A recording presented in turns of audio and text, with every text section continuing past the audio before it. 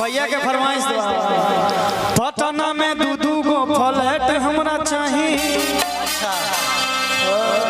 भैया देता रे भैया पटना में फ्लैट चाहिए का? पटना में चाहिए फ्लैट चाहिए इनका के दे पटना के फ्लैट के बयान है भाई। पटना में दू गो फ्लैट इनका चाहिए। तो भैया कहता रे ए खुशी तुझे मांगू हम सब करा दे, लेकिन जदी जे हमरा छोड़ लू तो हम संतोष पागल ना हई।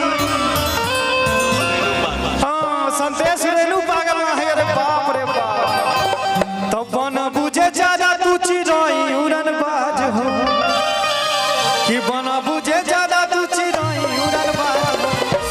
तो बुझली हमर हई रंग बाज हो, बुझली हम